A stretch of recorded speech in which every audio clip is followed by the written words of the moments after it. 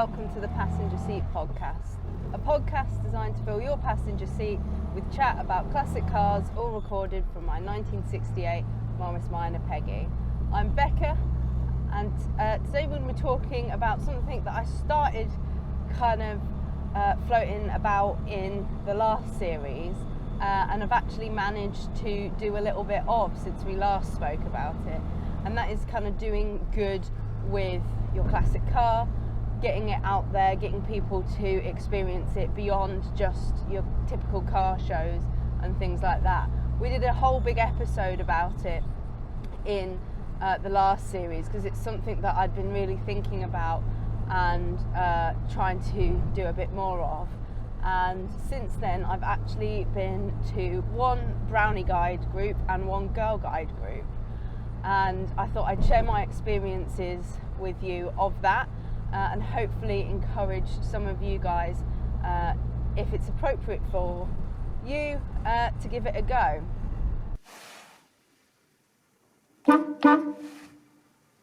I started off by reaching out to my old guide leader myself from when I was a girl guide, who is still involved in guiding, and asking if she knew if any of the units in the area would be interested in, needed any kind of mechanical basics going over, or any talks about cars and things like that, or if perhaps me doing the talk that I do about all the places that Peggy's been to with the camp blanket would be interested, because Peggy's camp blanket is actually inspired by my own camp blanket from when I was a guide. So they're very personal things that you have when you're a guide, and it can be a mix of all of the stuff that you've done in guiding, as well as places that you've been personally, or it could just be your guiding stuff. And mine was a real mix of stuff that I'd done personally, stuff that family members had done and got me SARM badges for, and then also places that I'd been. So when I got Peggy, I'd been inspired by that to do my own camp blanket, and when I went to the units, the blanket was of big interest to the girls, but that isn't actually what I got invited to do.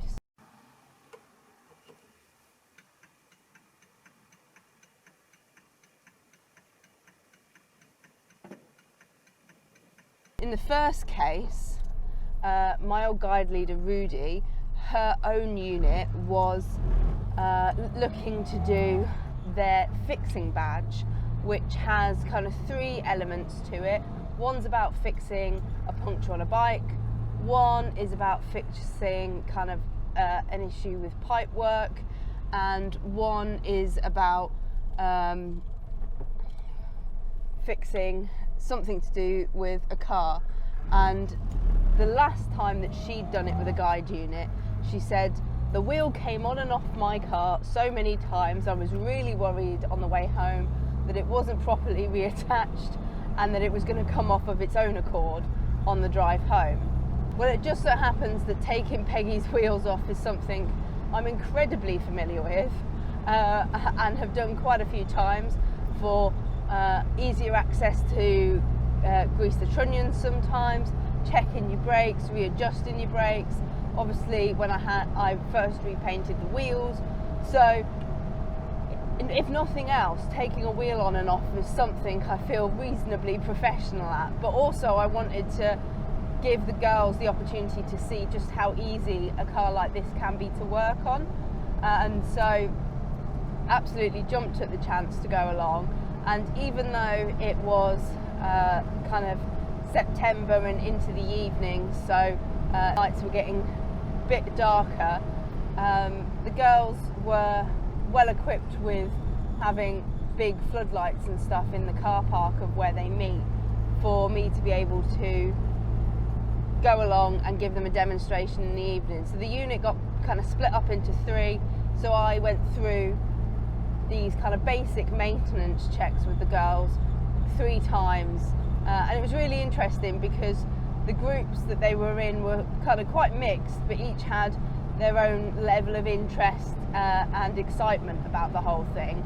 The one thing that all of the girls with this particular group were interested in was getting in the car, having a sit in it, and what I tried to do at the end of them going through the kind of basic maintenance stuff was let each girl have a go at sitting in a driving seat, seeing what it feels like, and then they had the choice of either tooting the horn or starting the car up. Again, just to show them how kind of straightforward it is, and that it's not too scary to do.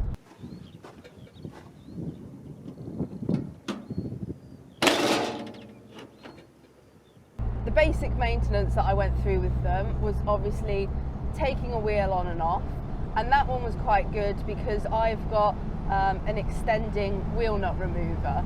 So what I got each of the girls to do was experience what it was like to try and loosen the wheel nut with it extended and then with it shortened, so that they could see the kind of difference in the amount of force that they had to put on to be able to get the wheel off, and why that's useful.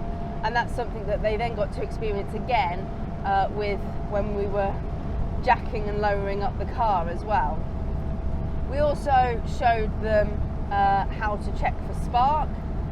So we took a spark plug out, popped it on the engine, started the engine, and they could see it running on 3 cylinders. They could hear the difference between it running on 4 and 3, and then also have the experience, again, because it was dark, it worked really well, that they were able to see the spark. And I explained to them the 3 things that an engine needs to run, and that checking for spark is one thing, and then obviously with the spark plug out, I could kind of lean myself close so that they could see a little bit of my hair moving out of the way as the compression came out of the open spark plug hole. So they found it quite interesting. They hadn't really seen anything quite like it before, and there was a lot of discussion about how different it was to kind of a lot of their parents' cars, because when they'd seen under the bonnet, if they'd seen under the bonnet of their parents' cars, there's so much plastic and it's all kind of covered over. And so we talked about the fact that cars of this era were designed to be, to an extent, worked on by the people that owned them, whereas nowadays modern cars are more designed to be taken to a garage for every single thing. And so they were quite interested in how that had changed. We talked about safety things like using axle stands and explained how important that is. And it was a really interesting group. And then, yeah, they all had the opportunity to have an individual little sit in the driver's seat and a play about with either the horn or some of the switches or start the car. And then we crammed as many of them into the car as possible. And I think with the guys, because they're a little bit older, they are aged kind of 10 to 14 typically. We got 9 of them in, so 8 or 9, I think it was 4 or 5 across the back seat, and then 4 in the front, so 2 on each seat. Obviously not road safe, but plenty good enough for a fun little photo opportunity for them. And they really enjoyed talking about it. Lots of interesting questions. Some of them had kind of grandparents that had owned the cars and stuff like that, but a lot of them had never really had the opportunity to get as close to actually touch, get involved with a car of this era. And you don't know how much of it is just, oh, this is really exciting in the time, but a few of them were saying how they were actually quite interested in the car now and hadn't really considered them before that. So that was really lovely. And I do think that I had the kind of added bonus of being a reasonably young woman with the car, in terms of a lot of the people that they might have heard of or seen with cars of this age before are older and they might be men. So being able to work on a car that they know is owned by me, worked on by me, it's that age-old thing of seeing something that reflects yourself is representation, and that matters because it makes it feel like you can do it. And so that was really nice. And they had lots of interesting questions for kind of how I go about driving it, how much I've driven it, and what I enjoy about it, why I got it in the first place. So it was really nice to talk to them about some of that as well.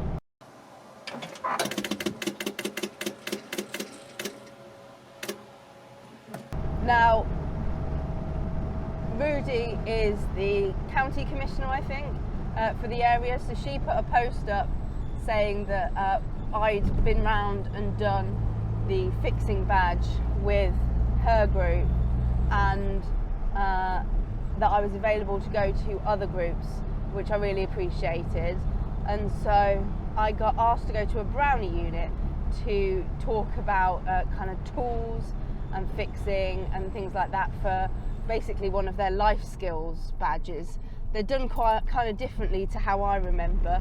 A lot of the badges that I remember as Brownies is stuff that you do on your own at home now, as like little extra things, and you come in and you present about it. And then the stuff that seems to be done in the units is these badges that take weeks and weeks and weeks that they kind of contribute to over a period of time.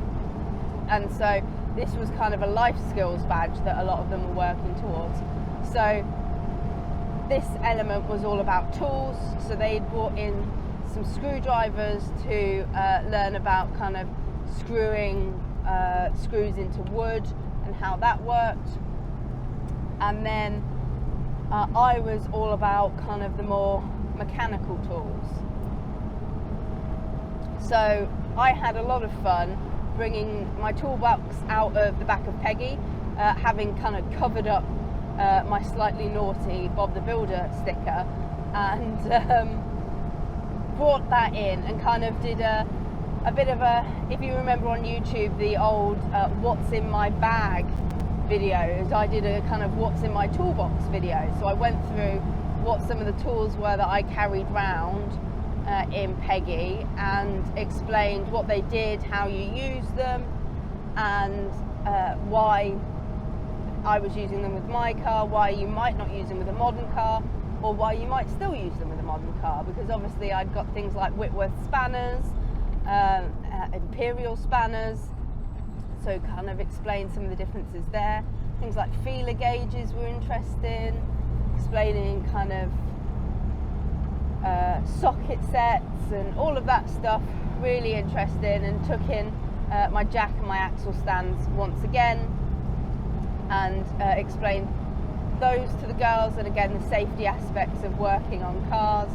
And then again, smaller group this time, split the girls into two and took them outside to do again the experience of tightening and loosening wheel nuts and a few other little bits and bobs on the cars. The Brownies are, I think, 7 to 10, so a little bit younger, so it was a case of thinking a bit about what was age appropriate, what was going to make sense to them, what was going to be relatable to them, which was going to be a little bit different to the guides. So the guides had a bit more experience of things in science to explain the levels of force, whereas the Brownies didn't so much, but they kind of understood why they might have a different level of exertion on what they were working on. And again, they all had the opportunity to sit in the car, try the horn, try the switches, start the car if they wanted. Some of them were a little bit scared of the idea of starting the car, which is understandable because it's quite loud and perhaps not what they're used to. But the ones that did have a go were kind of, again, very surprised at how easy it was. And obviously she was warmed up, she was well used to what she was doing, and so it wasn't a case of having to explain the choke to them. But that's not a huge step for someone to get used to if they were interested in later down the line getting a car. And again, there was maybe one or two girls that had grandparents that had older cars that they were interested in, and they'd kind of been along to, and they were excited to go and tell the grandparents about having done some bits and pieces on the cars. And I hope some of them might have gone, actually, I'd quite like to help grandma or granddad with bits to do with the car now that I've worked on this one, and perhaps learn a little bit more and get to know how easy they are to go, because they had that little bit of an experience with me, and they might think, actually, I'd quite like to do that, because I think they'd make some really lovely memories out in the garage with their grandparents working on the cars. But a lot of them, again, had only really seen them in the distance, or group in particular does have a classic car show that kind of happens on the land of where they have their meetings. So some of them had seen it at that over the summer or whatever, but hadn't been able to sit inside necessarily, or get to have a look under the bonnet and have some of the parts explained to them. And so that was really nice.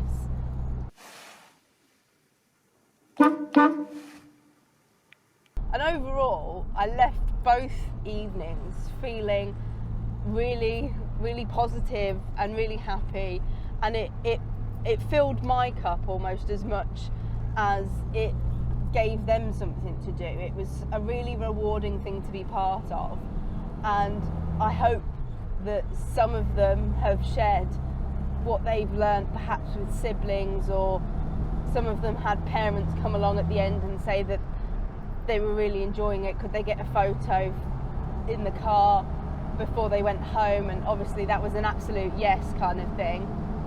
So I do hope that even if one out of the kind of 40 odd girls that I'd worked with takes on an interest, and even if it's not in classics, even if it's an interest in automotive and feeling like they could potentially be a mechanic if they weren't sure that they could before, I think so worthwhile and a really lovely thing to have done. And I'm really hoping that I get to do more of it as things brighten up into spring of next year, because it was really lovely, and I hope more guide leaders in the area are interested, because I think not only is it hopefully going to foster an interest in some of these young people, but a lot of it is really useful life skills. Taking a wheel off is taking a wheel off. Yes, there might be different wheel trims and stuff involved, but if you need to do it, then having the skill set is basically the same regardless of whatever car you're working on. So that hopefully inspires a few of them.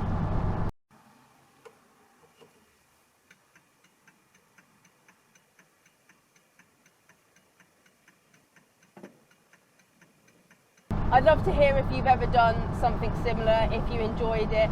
I do think that having had a bit of a teaching background, I did 5 years teaching, has helped me a little bit with feeling comfortable with the groups and kind of leveling it to the right age group. But it can definitely be fun regardless. And it does just go to show that if you open your door or open your bonnet when a young person is showing interest in your car at a show, it might well spark an interest, hopefully. But that's it from me today, and I will keep you updated if we do any more exciting things like this. And in the meantime, thank you ever so much for listening. Drive safely and happy motoring.